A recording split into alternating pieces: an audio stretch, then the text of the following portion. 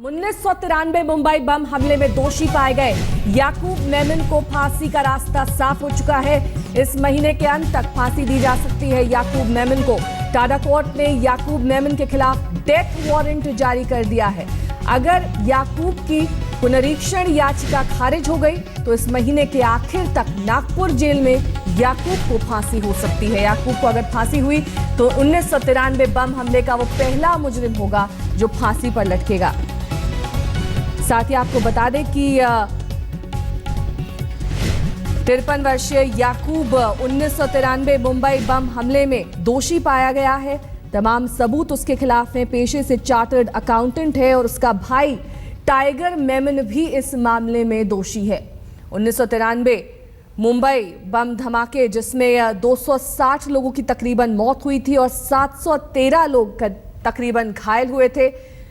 राज्य सरकार की ओर से ये बताया जा रहा है कि याकूब मेमन के परिवार को भी फांसी के बारे में इत्तला कर दी गई है। याकूब मेमन की दया याचिका सुप्रीम कोर्ट से लेकर राष्ट्रपति तक ने खारिज कर दी है।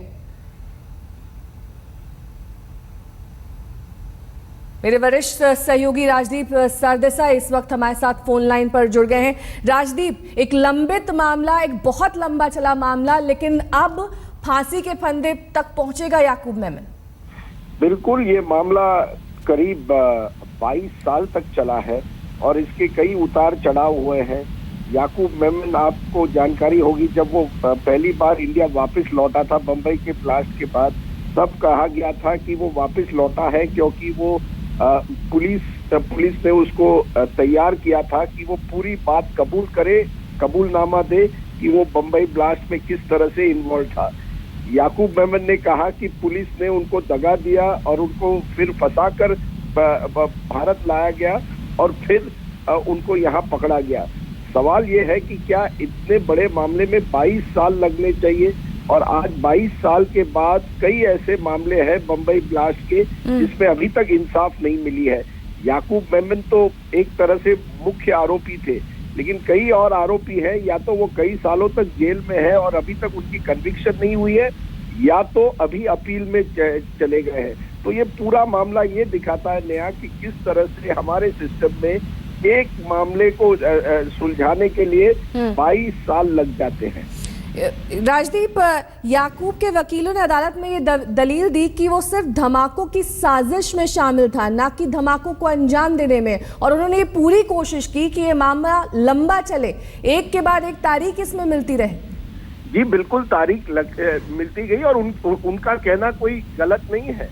याकूब मेमन का क्या रोल था इस साजिश में, इस पर अभी भी पूरी तरह से हमारे सामने जानकारी नहीं आई है। असली जो मास्टरमाइंड था वो था दाऊद इब्राहिम, और उनके जो इर्द गिर्द जो गैंग मेंबर थे वो तो अभी भी पाकिस्तान में है या कहीं बाहर है देश के, उनको अभी तक हमने पकड़ा नहीं है। याकूब मेमन इस पूरे बम ब्लास्ट का फाइनेंसिंग करता था। वो एक चार्टर्ड अकाउंटेंट था और उनकी चार्टर्ड अकाउंटेंट की एजेंसी थी। अब ये कि याकूब का खुद जो भाई था टाइगर मेमन, वो दाऊद से जुड़ गया था, वो अभी पाकिस्तान में है, उनको हम पकड़ नहीं पाए हैं। यानी बंबई ब्लास्ट में एक तरह से अगर याकूब मेमन को आज फांसी भी मिल जाती है, ये हमें कहना पड़ेगा कि पूरी तरह से लोगों को न्याय नहीं मिला है, क्योंकि कुछ और जो असली मास्टरमाइंड एक तरह से थे वो अभी भी देश के बाहर है, और जब तक आप उनको नहीं पकड़ोगे तब तक मुझे नहीं लगता कि बंबई ब्लास्ट में आप कह सकते हो कि लोगों को न्याय मिला है। राजदीप, इस पूरे मामले में विशेष टाडा कोर्ट ने 10 लोगों को और मौत की सजा सुनाई थी, लेकिन सुप्रीम कोर्ट ने उसे उम्र कैद में तब्दील कर दिया गया था। क्या लग रहा है, जस्टिस डिलेड जस्टिस डिनाइड ये मामला? देखिए ये तो सवाल बड़ा है कि क्या फांसी से न्याय मिलता है या उम्र कैद से न्याय मिलता है। जब तक हमारे कानून में फांसी का प्रावधान हो तब तक तो ऐसी स्थिति रहेगी। क्या आपने ये अगर फैसला सुनाना है तो 20 साल बाद सुनाना है या उसके पहले सुनाना चाहिए? कई वकीलों का कहना है कि इस तरह से अगर आप इस ऐसे मामले को लंबा खींचेंगे तो ये तो अन्याय है उस व्यक्ति के साथ जो कानून के कटघरे में है, और उन लोगों से भी अन्याय है जिनकी जानें चली गई। तो मुझे लगता है कहीं ना कहीं इस पूरे प्रक्रिया में, बम्बई ब्लास्ट में, लोगों को पूरी तरह से न्याय नहीं मिला है। कुछ संतुष्टि मिलेगी अगर लोगों को लगे कि याकूब मेमन को आज फांसी मिल गई, लेकिन केवल एक याकूब मेमन से, और वो भी 22 साल के बाद अगर आप कहते हैं कि न्याय मिला है, मुझे लगता है इस न्याय में कोई मतलब नहीं है, क्योंकि असली मुजरिम, असली मास्टरमाइंड अभी भी पकड़े नहीं गए हैं बम्बई ब्लास्ट के। राजदीप, बहुत बहुत शुक्रिया इस तमाम जानकारी के लिए आपका। मेरे वरिष्ठ सहयोगी राजदीप सारदेसाई जानकारी दे रहे थे कि पूरी तरह से इस मामले में न्याय नहीं मिला है। 22 साल लग गए हैं याकूब मेमन जैसे आरोपी को फांसी के तख्ते तक पहुंचने में। और ज्यादा जानकारी के साथ इस वक्त मेरे सहयोगी वीरेंद्र सिंह घुनावत भी जुड़ गए हैं। वीरेंद्र, क्या जानकारी मिल पाई है? क्या नागपुर प्रशासन को, नागपुर की जेल को जानकारी दे दी गई है कि किस तारीख को, किस वक्त पर याकूब मेमन को फांसी दी जाएगी? नेहा, सबसे पहले हमें ये बताना होगा अपने दर्शकों को कि जैसे ही प्रणब मुखर्जी राष्ट्रपति ने उनकी याचिका खारिज कर दी थी, उसके बाद महाराष्ट्र सरकार को ये जिम्मेदारी दे दी गई थी कि भाई आपके ऊपर डिपेंड करता है कि कौन सी तारीख और कौन सा समय आपको चुनना है याकूब की फांसी के लिए। उसके बाद सुप्रीम कोर्ट में उसकी याचिका 21 जुलाई के लिए आ गई थी, जो अभी आनी बाकी है। टाडा कोर्ट ने संभवित सोमवार को ये ऑर्डर पास कर दिया था, जो वारंट है, डेथ वारंट, वो पास कर दिया था। उसके तुरंत बाद महाराष्ट्र सरकार ने 30 जुलाई की तारीख तय कर दी है। सुबह 7 बजे का समय तय कर दिया गया है और ये पूरी औपचारिक तौर पर उन्होंने अपना काम शुरू कर दिया है। परिवार को इन्फॉर्म कर दिया गया है, याकूब मेनन को मेडिकल ऑब्जर्वेशन में रख दिया गया है, वो इस वक्त नॉर्मल है। उसके अलावा जो नागपुर जेल के सुपरिटेंडेंट है, उनको ऑफिशियली निर्देश दे दिया गया है कि 7 बजे की 30 जुलाई की तैयारी कर लीजिए। यदि 21 जुलाई को कोई अगर सुप्रीम कोर्ट में अगर डिसीजन अगर उनके फेवर में आता है, याकूब के फेवर में आता है, तो एक अलग सिचुएशन आ सकती है। लेकिन अगर एक बार फिर अगर खारिज होता है तो सुबह 7 बजे 30 तारीख को याकूब मेनन की फांसी तय है। यानी कि ये अब पूरी तरह से साफ हो चुका है कि 30 जुलाई को फांसी होगी, सुबह 7 बजे फांसी दी जाएगी। परिवार वालों को जानकारी दे दी गई है याकूब मेमन के। लेकिन इन तमाम चीजों के बीच अभी भी क्यूरेटिव पेटिशन पर फैसला आना बाकी है, पुनरीक्षण याचिका जो है उस पर फैसला आना बाकी है। क्या थोड़ी सी भी उम्मीद उसमें है याकूब मेमन के लिए? जहां तक महाराष्ट्र सरकार और उनके अधिकारियों की बात है, हमारी जो बातचीत हुई, उन्होंने ये कहा है कि जो भी लीगल रेमिफिकेशन होगा या लीगली जो भी डिसीजन आएगा उस पर हम इतना ध्यान नहीं दे रहे हैं। हमें जो कहा गया है हम उस हिसाब से तारीख और समय हमने तय कर लिया है। अगर लीगली कुछ अगर जैसे आप कह रहे हैं कि जो आना बाकी है वो अगर इसी बीच में जो अगर आ जाता है, विथिन अ मंथ आ जाता है, तो फिर वो सिचुएशन अलग होगी। लेकिन अपनी तरफ से उन्होंने तैयारी कर ली है। दूसरी बात मैं कहना चाहूंगा, जिससे राजदीप बता रहे थे कि 260 लोगों की मौत हुई है, 700 लोग घायल हुए हैं। अभी भी परिवार 22 साल के बाद भी हम जब उनसे बात करते हैं तो कई लोगों के शरीर में अब भी जख्म है, अभी भी बॉम्बे स्टॉक एक्सचेंज के कांच अब भी उनके बॉडी के अंदर धसे हुए हैं। और जो आरोप लगे हैं वो बहुत ही संगीन आरोप है। डिफेंस ये कह रहा है कि भाई वो एग्जीक्यूशन में शामिल नहीं थे, लेकिन वो ये जरूर मानते हैं कि कहीं ना कहीं साजिश उन्होंने रची थी। उनके ऊपर आरोप है, फाइनेंस का करने का आरोप है, जो भी हथियार और बारूद है वो छुपाने का आरोप है, जो भी वाहन, बाइक्स और कार जो यूज किए गए थे वो इंतजाम करने का आरोप है, और जो एयर टिकट्स, जो तमाम जितने भी कॉन्स्पिरेटर्स थे उनको देश के बाहर भेजने के लिए जो एयर टिकट्स के जुगाड़ करना था वो इन्होंने, याकूब मेनन ने पूरा प्लान किया था। तो बहुत ही एग्जीक्यूशन में चाहे शामिल हो ना हो, लेकिन पूरा एक जो साजिश है तो सीरियल बम धमाकों का याकूब मेनन समेत कई लोगों ने किया था। लेकिन सही बात राजदीप ने कही, मैं एक बार फिर दोहराना चाहूंगा, जस्टिस 22 साल के बाद अगर हम ये डिसाइड करते हैं कि 30 जुलाई को सुबह 7 बजे अगर हम फांसी याकूब मेनन को देंगे, तो उसके अलावा जितने और भी कॉन्स्पिरेटर जो देश के अंदर और देश के बाहर बैठे उनका क्या होगा? जी साथी वीरेंद्र, यही दलील अदालत में भी याकूब मेमन के वकीलों ने दी थी कि वो साजिश में शामिल था, लेकिन धमाकों को अंजाम देने में उसका कोई सीधे तौर पर हाथ नहीं था। वीरेंद्र, साथ ही अब जब मुहर लग चुकी है फांसी पर, तारीख निर्धारित की जा चुकी है, समय निर्धारित किया जा चुका है, तमाम आप बोल रहे हैं कि जो प्रोसीजरल फॉर्मेलिटीज होती हैं, परिवार को सूचित कर दिया गया है, उसकी स्वास्थ्य की निगरानी की जा रही है, लेकिन अभी एक फैसला बाकी है, क्यूरेटिव पेटिशन यानी कि पुनरीक्षण याचिका का। इससे पहले भी दया याचिका भेजी गई थी याकूब मेमन के वकीलों की ओर से, लेकिन उसे राष्ट्रपति ने उस पर इनकार कर दिया था। बहुत लंबा वक्त और शायद पूरी तरह से न्याय नहीं मिला है अभी तक। इसमें कोई दो राय नहीं है, बल्कि टाडा कोर्ट ने तो 2007 में ही ये ऑर्डर पास कर दिया था कि याकूब मेनन को फांसी दे दिया जाए। 2007 से लेकर 2015 8 साल के अंदर जो लीगली फाइट चलती रही है अपने आप को बचाने की, वो हम सामने देख सकते हैं। अभी भी सुप्रीम कोर्ट में 21 जुलाई की तारीख बाकी है, जो अभी आनी बाकी है। तो जाहिर सी बात है कि 22 साल लग जाते हैं एक डिसीजन आने में और एक तारीख तय करने में, और जो सबसे बड़ा कॉन्स्पिरेटर उसको फांसी देने में।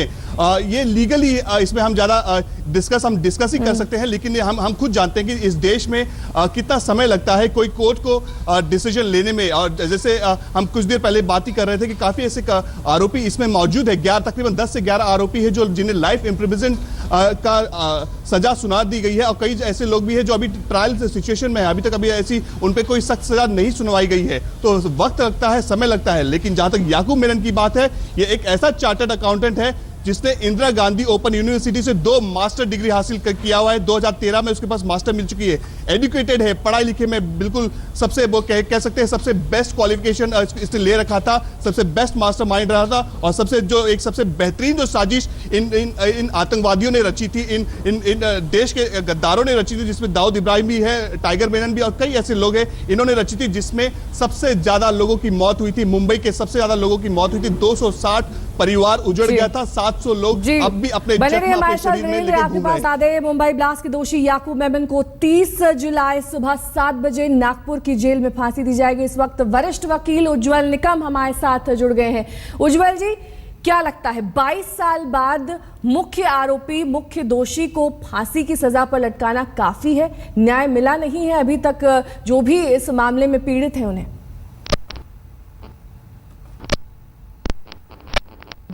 मैं तो पहली बात ये आपके सवाल से ताज्जुब, क्योंकि ताज्जुब इसलिए है कि हमारी कानून प्रक्रिया ये कहती है कि हर कोई मुलजिम को सजा जाए जब तक वो दोषी नहीं पाता।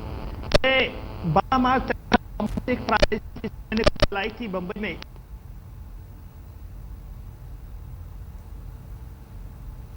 और ये कोशिश करता रहा कि ये ट्रायल कैसे लंबी खींची जाए। 123 आरोपी नीचे ये देश के बड़े बड़े नामचीन वकील भी आते थे, जो एक दिल्ली बॉलीवुड का एक एक्टर भी इसमें आरोपी था। और क्योंकि इनकी कोशिश इसलिए रहती थी कि ट्रायल क्यों लंबी खींची जाए, ताकि अंडर ट्रायल से जनरल करके उनको जो बेनिफिट फैसिलिटीज मिलती थी वो आराम से मिलती थी।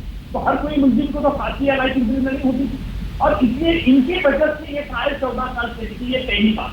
दूसरी बात, याकूब मेमन एक साजिश करता, जो टाइगर मेमन का हमारे देश में पहली बार ऐसा हुआ कि बड़े पैदान में लेकर आर्मी, जो पहली बार हमारे देश में देखा जिसको काला साबुन आरोपी लोग कहते थे, आर्मी इसको यूज किया।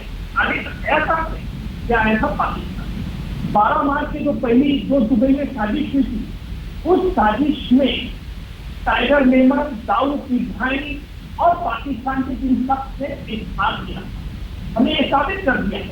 और इस साजिश के मुताबिक जब 15 लोग पाकिस्तान में ट्रेनिंग के लिए गए थे, जिन्होंने 3 हफ्ते के लिए ट्रेनिंग बनाई थी, अब 3 हफ्ते के बाद फिर वापस दुबई से बम्बई आए। लेकिन दुबई से उनके पासपोर्ट जब हमने बरामद किए थे, पासपोर्ट में एंट्री थी, दुबई से 1 तारीख को चले गए। कहाँ गए पता नहीं, पासपोर्ट पर नो एंट्री। वापस आ गए, फिर दुबई में अराइवल की एंट्री है, डिपार्चर और अराइवल की एंट्री है, लेकिन कहाँ गए थे? आसमान में खेल रहे थे। इसलिए पाकिस्तान ने कोशिश की उनका नाम छिपा, ये भी बात हमें साबित कर। और जो 15 लोग ट्रेनिंग को गए थे, उनमें से 2 आरोपी फांसी के धोखा, और जिन्होंने कोर्ट में बयान दिया और उसको फॉरवर्ड करने सर्कमस्टेंशियल डॉक्यूमेंट किए। ये ट्रायल मैंने 14 साल चलाए, उसके बाद अजमल का साथ जिसमें गेटवे ऑफ इंडिया बाद ट्रायल चलाए, 30 साल हमने तो जेल में गुजरे। और आज जो साजिश करना को फांसी का आपकी मोहर से लगने वाली, मैं कह रहा हूँ कि टाइगर मेमन, दाऊद इब्राहिम अभी भी कानून के सिकंजे से बाहर कभी न कभी कानून की गिरफ्त में आएंगे। मैं इस फैसले से बहुत खुश हूँ, क्योंकि उन तमाम लोगों को जिनकी जान चली है, ऐसे लोगों को एक न्याय मिलेगा। और हमारा कानून कोई लेखा पैसा कानून नहीं, हमारा कानून इसका कदम उठा हमने दिया तो।